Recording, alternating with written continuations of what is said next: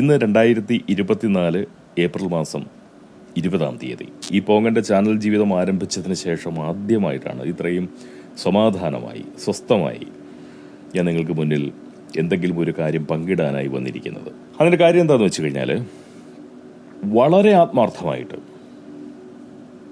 ഈ നിമിഷം വരെയും ഒരു കാര്യവും ഞാൻ മനസ്സിൽ തട്ടാതെ പറഞ്ഞിട്ടില്ല. ഒരു ചാനലുണ്ട്, അതുകൊണ്ട് എല്ലാ ദിവസവും എന്തെങ്കിലും സംസാരിച്ചു കൊണ്ടിരുന്നാൽ മാത്രമേ ഇതിൻ്റെ ഈ അൽഗോരിതവും കാര്യങ്ങളും ഒക്കെ യൂട്യൂബ് അതിൻ്റെ കോണ്ടന്റ് ക്രിയേറ്റേഴ്സിനെ ശരിക്കും പറഞ്ഞു കഴിഞ്ഞാൽ പിന്തുണയ്ക്കുകയുള്ളൂ.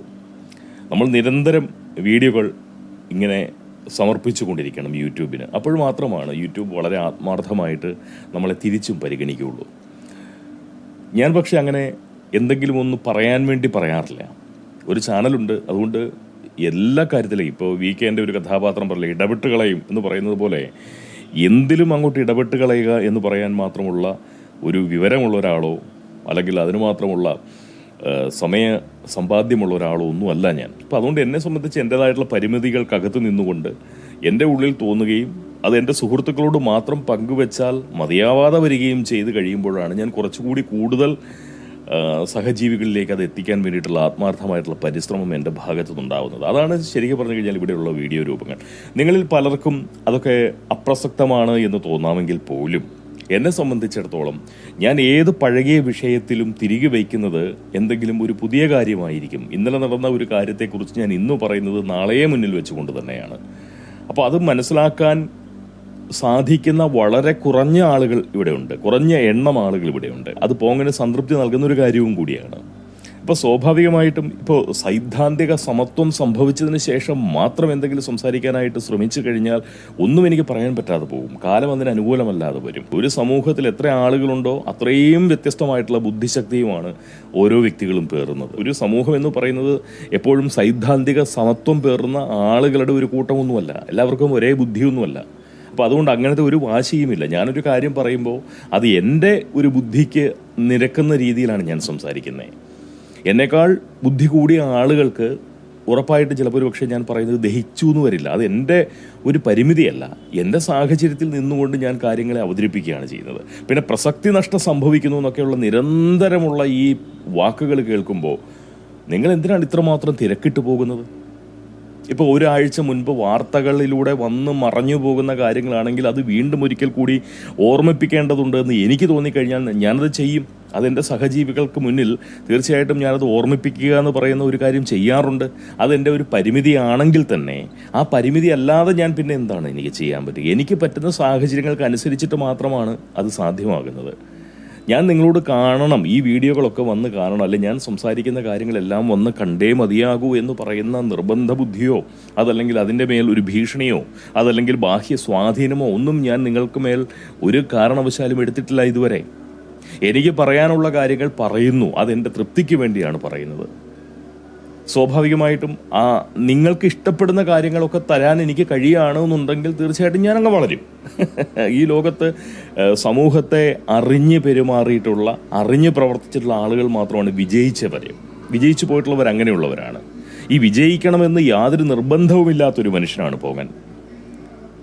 അപ്പോൾ അതുകൊണ്ട് അങ്ങനെയുള്ള ഒരാളെ സംബന്ധിച്ചിടത്തോളം ശാന്തസുന്ദരമായിട്ട് ജീവിച്ചു പോവുക എന്നുള്ളതല്ലാതെ അതിനപ്പുറത്തേക്ക് കാര്യമായിട്ടുള്ള ലക്ഷ്യങ്ങളൊന്നുമില്ല.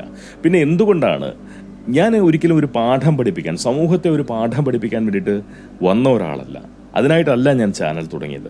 ഞാൻ എൻ്റെ ഒരു വൈകാരികമായിട്ട് എനിക്ക് അടക്കാൻ കഴിയാത്ത തരത്തിലുള്ള ഒരു സമ്മർദ്ദം വരുമ്പോൾ അല്ലെങ്കിൽ ഒരു വിഷയത്തിന്മേൽ ഞാൻ എൻ്റെ പരിമിതമായിട്ടുള്ള സൗഹൃദ ഒരു വട്ടത്തിനുള്ളിൽ നിന്നുകൊണ്ട് സംസാരിച്ച് തീർക്കാൻ കഴിയാത്ത കാര്യങ്ങൾ കുറെ കൂടി വ്യാപകമായ സൗഹൃദ വലയത്തിലേക്ക്, ഒരു സൗഹൃദ സംഘത്തിലേക്ക് അത് എത്തിക്കണം എന്ന് പറയുന്ന ഒരു തോന്നലിൻ്റെ ഭാഗമായിട്ട് ഞാനത് പങ്കിടുന്ന കാര്യമാണ്. അതൊരു പോങ്ങ ബുദ്ധിയുള്ള മനുഷ്യർക്ക് കൃത്യമായിട്ടും എന്താണ് ഇയാൾ പറയുന്നത് എന്ന് മനസ്സിലാവും. ഞാൻ ഒരിക്കലും ഒരു നാട്യമുള്ള ഒരാളല്ല. ഞാൻ അമിതമായിട്ട് ഇപ്പം ഒരു പ്രതിപക്ഷ ബഹുമാനം അനാവശ്യമായ നിലയിൽ വെച്ച് പുലർത്തുന്ന ഒരാളാണ്. ഒരുപക്ഷെ നമ്മൾ പലപ്പോഴും അതൊരു വലിയ വിഡ്ഢിത്തമായിട്ടും എനിക്ക് തോന്നിയിട്ടുണ്ട്. എല്ലാവരും ഒരേ നിലയിലുള്ള ആദരവ് അർഹിക്കുന്നവരല്ല ഈ സമൂഹത്തിലുള്ളത് എന്നുള്ള തിരിച്ചറിവ് ഇപ്പോഴൊക്കെ എനിക്കുണ്ടായി വരുന്നുണ്ട്. അതൊരു നല്ല ലക്ഷണമായിട്ട് എനിക്ക് തോന്നിയിട്ടുമില്ല. അങ്ങനെയല്ല മനുഷ്യനെ കാണേണ്ടത്. എൻ്റെ ചിന്തകൾ അങ്ങനെയല്ല. പക്ഷേ എങ്കിൽ പോലും എന്നെ ആ നിലയിലേക്ക് ചിന്തിക്കാൻ പ്രേരിപ്പിക്കുകയാണ്. ഈ പ്രതിപക്ഷ ബഹുമാനം എന്ന് പറയുന്നത് എല്ലാവർക്കും ഒരുപോലെ ഒരേ അളവിൽ നമ്മൾ നൽകേണ്ടതല്ല എന്നും ആളും തരവും നോക്കി തന്നെയാണ് നമ്മൾ പെരുമാറ്റ ശൈലി രൂപീകരിക്കേണ്ടതെന്നുമുള്ള ഒരു ചിന്ത എൻ്റെ ഉള്ളിലേക്ക് നിങ്ങൾ ഓരോ വ്യക്തികളും നിങ്ങളുടേതായിട്ടുള്ള അഭിപ്രായങ്ങളിലൂടെ എത്തിച്ചു തരുന്നുണ്ട് എന്നുള്ളതാണ് വാസ്തവം. എനിക്ക് മടുത്തു എന്ന് പറഞ്ഞു കഴിഞ്ഞാൽ അത് അക്ഷരാർത്ഥത്തിൽ മടുത്തത് തന്നെയാണ്. നേരത്തെ നമ്മൾ പറഞ്ഞ ഈ സൈദ്ധാന്തിക സമത്വത്തിൻ്റെ കാര്യമാണ് അത് പ്രശ്നം. കാരണം ഈ പറയുന്നത് മുഴുവൻ തെറ്റിദ്ധരിക്കുകയും പറയാത്ത കാര്യങ്ങൾ പറഞ്ഞതായി കേൾക്കുകയും ഒക്കെ ചെയ്യുന്ന ഒരു കൂട്ടം ആളുകൾക്കിടയിൽ ഇരുന്നു കൊണ്ട് കാര്യങ്ങൾ സംസാരിക്കുക എന്ന് പറയുന്നത് അത്ര കണ്ട് എളുപ്പമുള്ളൊരു കാര്യമാണ്. അത് മാനസിക സമ്മർദ്ദം നമുക്ക് നിരന്തരം നൽകുന്ന ഒരു വ്യായാമമായിട്ടാണ് എനിക്ക് തോന്നിയിട്ടുള്ളത്. ഒരു തരത്തിലും ശരീരത്തിന് ഗുണം ചെയ്യാത്ത, മനസ്സിന് ഗുണം ചെയ്യാത്ത, കീശയ്ക്ക് ഗുണം ചെയ്യാത്ത, ജീവിതത്തിന് ഗുണം ചെയ്യാത്ത ഒരു പ്രവൃത്തിയാണ് ഞാൻ ഇവിടെ ഇരുന്ന് നടത്തിക്കൊണ്ടിരുന്നത് എന്ന് പറയുന്ന ഒരു ചിന്ത എൻ്റെ ഉള്ളിലുണ്ടായപ്പോഴാണ് ഞാൻ ഇത് നിർത്തുന്നു എന്ന് പറയുന്ന എൻ്റെ ഒരു ആലോചനയിലൂടെ ഞാൻ ഈ കാര്യത്തിലേക്ക് വന്നത്. പക്ഷെ ആ നിർത്തുന്നു എന്ന് പറഞ്ഞു കഴിഞ്ഞാൽ വീഡിയോ നിർത്തുന്നു അല്ലെങ്കിൽ ഈ ചാനൽ നിർത്തുന്നു എന്നുള്ള അർത്ഥത്തിലല്ല ഞാനത് പറയാൻ ശ്രമിച്ചത്. അത് പറഞ്ഞ് ഫലിപ്പിക്കുന്നതിന് മുന്നേ ഞാൻ ആ വീഡിയോ ഞാൻ അവിടെ അവസാനിപ്പിക്കുകയാണ് ചെയ്തത്. തംബ്നെയിലിൽ മാത്രമായിട്ട് ഞാൻ ഒരു കാര്യം കൊടുത്തു. അത് യഥാർത്ഥത്തിൽ വീഡിയോ നിർത്തുന്നു എന്നല്ല. അത് സ്വാഭാവികമായിട്ടും എന്നേക്കാൾ ഉയർന്ന ബൗദ്ധിക ശേഷിയുള്ളവർ അങ്ങനെ മനസ്സിലാക്കിയതാണ്. ഞാൻ ഉദ്ദേശിച്ചത് അത് പലപ്പോഴും ഒരു വീഡിയോ കഴിഞ്ഞതിന് ശേഷം ആ വീഡിയോയെക്കുറിച്ചുള്ള ഒരു വിശദീകരണം കൂടി, അതിനെക്കുറിച്ചുള്ള ഒരു വ്യാഖ്യാനം കൂടി നൽകേണ്ടി വരിക എന്ന് പറയുന്നത് ഒരു ഗതികെട്ട ഒരവസ്ഥയാണ്. എങ്കിൽ പോലും ഇന്നലത്തെ തംബ്നെയിലിൽ ഞാൻ നിർത്തുന്നു എന്ന് പറഞ്ഞത് വീഡിയോ നിർത്തുന്നു എന്ന അർത്ഥത്തിലല്ല. ഈ രാഷ്ട്രീയം, കക്ഷി രാഷ്ട്രീയത്തെ നേരിട്ട് ബാധിക്കുന്ന നിലയിലുള്ള സംസാരം അവസാനിപ്പിച്ചാൽ കൊള്ളാമെന്ന് പറയുന്ന ഒരു ചിന്ത എൻ്റെ ഉള്ളിൽ നന്നായിട്ടുണ്ട് എന്നുള്ളതാണ് സത്യം. കാരണം എന്തുകൊണ്ടാണെന്ന് ചോദിച്ചു കഴിഞ്ഞാൽ, ഞാൻ എന്തിനാണ് വ്യക്തമായിട്ടുള്ള ഈ കക്ഷി രാഷ്ട്രീയം ഇല്ലാത്ത ആളുകൾ നമുക്കിടയിൽ വളരെ കുറവാണ്. ഞാൻ ജീവിച്ച് പഠിക്കുന്ന ഒരാളാണ്, ജീവിതം ജീവിച്ചു പഠിക്കുന്ന ഒരാളാണ്. അപ്പോൾ എനിക്ക് മനസ്സിലായിട്ടുള്ളൊരു കാര്യം, നമ്മുടെ ഒരു രാഷ്ട്രീയ കാഴ്ചപ്പാട് രൂപീകരിച്ചു വരുന്നത് നമ്മളുടെ ആലോചനകളിൽ നിന്നും, ചിന്തകളിൽ നിന്നും, ബുദ്ധിയിൽ നിന്നും, സ്വാനുഭവങ്ങളിൽ നിന്നും ഒന്നുമല്ല. അത് പലപ്പോഴും നമ്മളുടെ ചുറ്റുവട്ടത്തുള്ള ആളുകളുടെ, ഇപ്പോൾ കുടുംബത്തിൽ ഏതെങ്കിലും ഒരു പ്രത്യേക പാർട്ടിയോട് കൃത്യമായിട്ടുള്ള അനുഭാവമോ താല്പര്യമോ വിധേയത്വമോ അടിമത്വമോ ഒക്കെ കാത്തു സൂക്ഷിക്കുന്നവരാണെന്നുണ്ടെങ്കിൽ അവിടെ ജനിച്ചു വളർന്ന കുട്ടികൾ അല്ലെങ്കിൽ വളരുന്ന കുട്ടികൾ ആ ഒരു പാർട്ടിയിലേക്ക് സ്വതവേ അങ്ങോട്ട് ഒരു താല്പര്യം വെച്ച് പുലർത്തുകയും അവിടേക്ക് നീങ്ങുകയും ചെയ്യുന്നൊരു സാഹചര്യമുണ്ട്. എങ്ങനെ വന്നു കഴിഞ്ഞാലും മറ്റൊരു വ്യക്തിയുടെ ഏതെങ്കിലും തരത്തിലുള്ള ഒരു സ്വാധീനം അറിഞ്ഞോ അറിയാതെയോ സംഭവിക്കുന്നത് വഴിയാണ് നമുക്ക് വ്യക്തമായിട്ടുള്ള ഒരു രാഷ്ട്രീയം ചെറുപ്പത്തിലുണ്ടാകുന്നത്. അതിനുശേഷം നമ്മുടെ ചിന്തകളിലൂടെയും നമ്മുടെ അനുഭവങ്ങളിലൂടെയും നമ്മൾ ജീവിച്ചു പഠിച്ചു വരുന്ന സമയത്ത് നമുക്കുണ്ടാവുന്ന മാറ്റങ്ങളിലൂടെയും മാനസികമായിട്ടുള്ള നമ്മളുടെ ആ ഒരു ഉയർച്ചയുടെയോ തളർച്ചയുടെയോ ഫലമായി നമുക്ക് കൃത്യമായ ഒരു രാഷ്ട്രീയം ഉണ്ടായി വരും നമ്മുടെ ഉള്ളിൽ.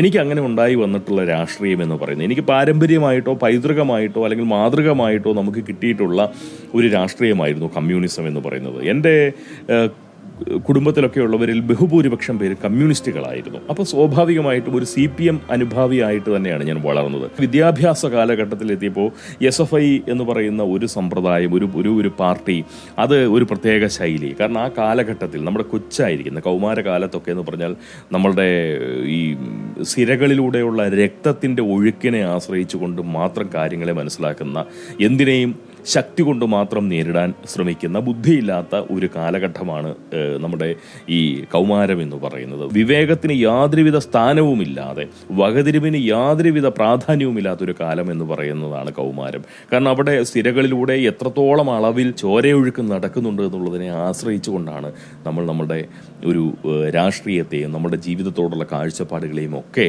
തീരുമാനിക്കുന്നത്. അപ്പോൾ സ്വാഭാവികമായിട്ടും എന്നെ സംബന്ധിച്ചിടത്തോളം ഏതൊരു കുട്ടിയെയും എന്ന പോലെ തന്നെ ഏതൊരു കൗമാരകാലം കടന്നു പോകുന്ന ഒരാളെ പോലെയും അവരെ ആകർഷിക്കാൻ കഴിയുന്ന പെരുമാറ്റ രീതികളും മര്യാദകേടുകളും വിവരമില്ലായ്മകളും എന്തിനേയും പേശിബലം കൊണ്ട് നേരിടാൻ പറ്റുമെന്ന് പറയുന്ന തരത്തിലുള്ള കാഴ്ചകളും കാഴ്ചപ്പാടുകളും ഒക്കെ വെച്ച് പുലർത്തുന്നവരാണ് SFIക്കാർ എന്നുള്ളത് കൊണ്ട് സ്വാഭാവികമായിട്ട് നമുക്ക് SFIയോടൊരു ഇഷ്ടം വരും.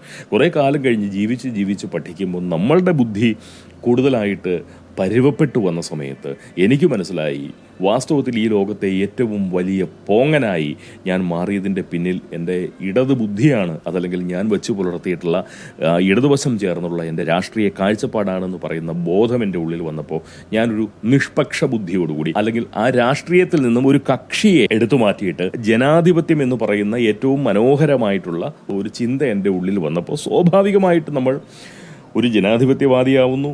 നമ്മൾ രാഷ്ട്രീയം എന്ന് പറയുന്നത് അത് കക്ഷി രാഷ്ട്രീയത്തിനും അപ്പുറത്തേക്ക് കൊണ്ടുപോകുന്നു.